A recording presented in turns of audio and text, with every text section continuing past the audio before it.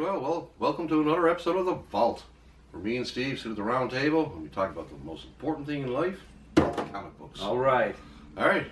This week we got a special feature. We're going to have 4 topics, and first person who calls in will get to choose the topic. So, topic number 1 is the mini-series, when it began and the evolution of it. Topic 2 is, did you ever wane from comics and not collect, but then get back into comics again? The third would be the secret origin of Downtown Comics. And the fourth would be, Tom got kicked out of Time Masters and banned for life. Wow. That was a juicy one. Let's go number 4. All right? So all you people out there, go number 4. So, call away. We're waiting. We're waiting on Edge. We're waiting on the line here. So how was your day? It was pretty good, actually. Yeah. Yeah, it was pretty good. It was a good day. Yeah. I bought groceries. Yeah.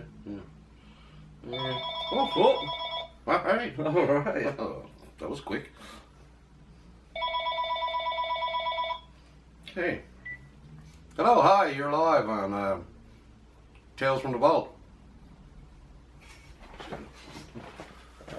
Yes, Your Majesty? Oh, you want us to pick why we lost our way with comics and then got back into comics? Absolutely. Oh, yes, no. Thank you very much. Thank you for calling. Yeah, I know you have a great day too. Yeah, of course, Your Majesty. Yes, make mine marble. Yes. Okay. Ooh. All right. Well, you have an excellent day. All right. Goodbye. Wow, that's wicked. Well, I'm not going to deny the Queen. No. Okay. Well, for me, I waned in junior high.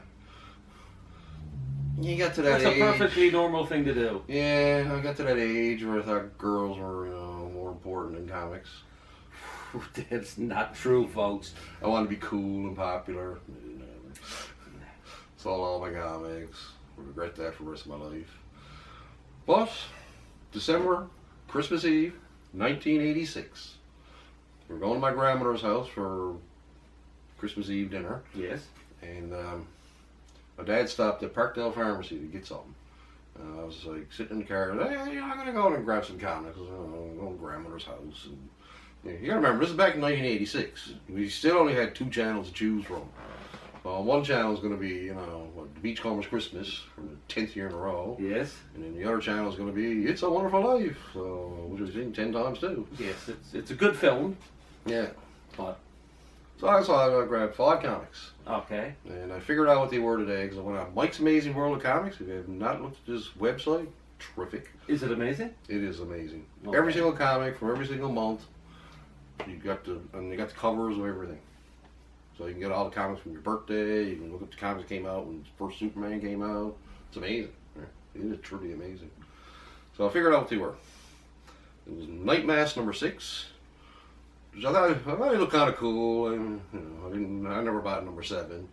Turned out it was Mark Bagley's first work ever. Okay. So maybe that's what captured my eye, because he did Spider-Man for hundreds of issues. I picked up Mephisto versus the X-Men number 1, which, not that great. Uncanny X-Men 215. Got to see where the X-Men were going. That's when where all the old guys are on the cover, the Wizard and all that. It's not one of the best issues either. I picked up this gem, which we actually have a prop live for. Gang War Part 3, Spidey 286. That was good. I like that. Okay. That's the Rose. Yeah, it took me a while to actually find the first 2 parts of that. And last but not least, Secret Wars number 10. Ooh. And I was just like, I gotta find these comics. Got to find these comics. Like, somehow, right? It was okay, it was easy enough back then. It's, the internet has definitely changed comics. For better or for worse, I don't know. But I can tell you one thing, I would not have found number 8 for cover price back then if the internet was around. Yeah. Because it would have been like, soon as that came out, it was like, the origin of the symbiote suit, boys buying 10 copies, you know what I mean? Someone getting back into it, would have been out of the loop. Turned out Number 4 was the last one for me to find. Oh, number 4. Yeah. This is the one where they drop a big mountain on everybody, and the Hulk's holding it all up, and then they do something weird with the Iron Man's armor, and they all throw their powers into it, and they Blow it up. blow a big hole right through the middle of it. Classic stuff, people. Classic. Jim Shooter wrote it, didn't he? He was editor-in-chief. Is that a cheap? I thought, did he write it? Maybe Mike Zeke did the art. Yes, he didn't do Mike all Zeke- the issues, unfortunately. Yeah, Mike Zeke did a good job with it. Yeah, no, I love that. It was a great series. It's just fun. Yeah. And even the villains would turn on each other. Yeah, That's well, what they're villains villains, do, right? yeah, and Doc Doom, and Yeah. it was a good series. I liked Yeah, it. it was a good time to get back in comics because I was at the tail end of Dark Knight Returns, so I found like 3 and 4. Killing Joke was new. Dark Horse was just coming out. That Alien series he put out was fantastic. Right? I missed Watchmen, but I managed to find all them after. But Viva Vendetta was new coming out. Right? Even Howard Chaykin's Black Kiss, remember that one? Oh, I certainly do. First time I ever seen a comic come in a black bag. It's like, oh, there's a naughty one. This was, Howard Chalkin is noted for his buxom lasses. I guess, you know. Oh yeah, he can draw a woman quite good. He did Satellite Sam as well. Yeah, American Flag. I love American that. Flag, yes. And didn't he create Dominic Fortune? Isn't he like an old pulp character from the I 30s? thought he did that with, it was I think 1930s. he did an issue of him. Yeah, Well, because he did it for Atlas Comics, yeah, a version of it, and then he did it for Marvel. yeah. He did a one shot in that Marvel premiere or something. But it's also he was in Marvel Team Up with Spider-Man. Yeah, classic. Yeah, he did that with Dominic Fortune. Yeah, So. yeah. Whatever happened to Dominic Fortune? I don't know. Howard Chalkin, if you're out there and Let us you're know. listening, let us know whatever happened to Dominic Fortune. Yeah. I can't believe he's dead. Yeah. No, he's not. Dominic Fortune's not dead. Howard Chaykin dead? No. No, he's not. No, I'm thinking of Dave Stevens, who could also draw very attractive women. Yeah. He's Rocketeer, yeah, he died. He's 55. But Howard Chalkin, everybody, Chalkin, he's still alive. He did the first 7 issues of Star Wars. Or was it 8? Something like that, yeah. He did the bunny one. Yeah. So I think he did 8 issues of Star Wars. Yeah, no, he's been around forever. Excellent artist. Yeah, very good artist. Very, very good. So tell me about yourself. You Wayne one time? I waned, back in the day, I had amazing comics. Yeah. I had a boatload of the old detective, old action, old Batman, tremendous amounts of old Spider-Man and FF, and the run of number 2 to 10 of the X-Men, original, number 2 to 10. Then I had 1, but I had 2 to 10. That's so good. And I got rid of them all. No. I got rid of every comic I owned, and That's impressive. I left, and about 3 years went by, Yeah. and I didn't get anything, and for whatever reason, I think I was ill, Yeah. and someone gave me a comic book, and I got it just to change. The flame was lit again, Yeah. and now I have a lot. You see them. Oh, yeah. I literally a storage unit filled Yeah. with comic books. And again, I'm wavering now. I'm wavering again because where am I going to put all these comic books? I have a complete filled up storage unit filled with comics, tens of thousands of comics. So you're at the vault. Right? You watchers of the vault. Yes. You do know they could all fit in here. They could all fit in here. Lots They could. I got a lot of. I still got a lot of old stuff. I got basically number 17 of Amazing onwards. Yeah. A lot of FF, Iron Man, Daredevil. I was a Marvel guy, and so a great deal of all. What I liked was all the Marvel Supernatural tales, Yeah. Marvel Thriller, Red Sonja, Conan, all those. I got all of them. Yeah. Jungle Action I sold those. Yeah. I sold all my Jungle Action.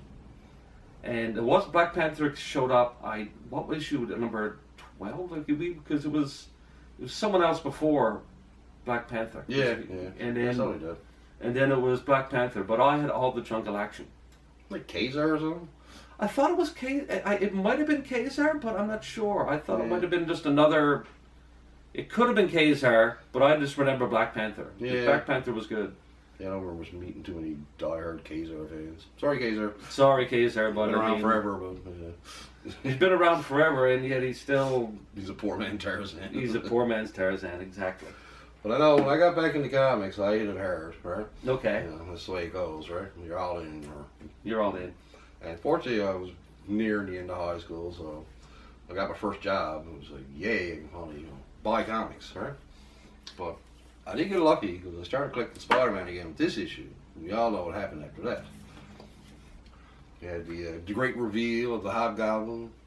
You had the 6-part Craven's Last Hunt. That was Blew my fabulous. mind, right? That was amazing. And then what happened after that?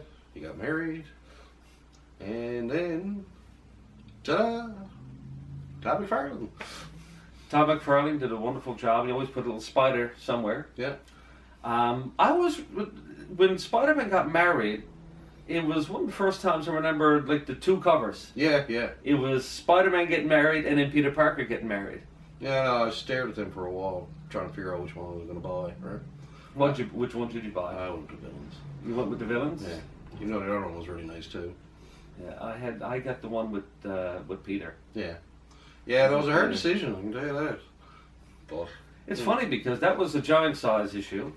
it was annual 21. Yeah, and so he had more. It had cost another $1, I guess it was. Double price as well. You know, and being young and not having a lot of money, you had to choose. Well, I was still in high school, right? Yeah, So, like, plus I had other comics to buy, right? yeah. So you made a choice back then. Yeah. Well, we all make our choices. Believe it or not, true believers, I did give up comics for a second time. Oh, really? Yeah, when I went to Mullen. Ugh. Again, try to be cool. Try to meet girls. Go to the Breezeway, right? Sold all my comics again. Get money for all that kind of nonsense, right? Oh, the cavorting. Yeah, you're in your early 20s, right? Man about on the town, right? All the comics went again, right? Except for 2 boxes. We'll get to that one day. All right. But got into it again. This would have been around when Jim Lee put out X-Men #1. I sold 8 million copies. Sort of came into the comic shop again for the first time. And Valiant was hot. Valiant looked good, but I couldn't afford those issues. Yeah. I was too late on the boat on those. Right? I did have my friend loan me them all. Like I say, the first couple of years of Valiant was fantastic. Right? And they just shagged it all up. Well, they fired Jim Shooter. They fired Bob Layton. Had a bunch of 20-year-olds running the company. No talent. Right to the ground. Yeah. Too bad. Early values. Well worth picking up. And that's about it. And then one day open shop.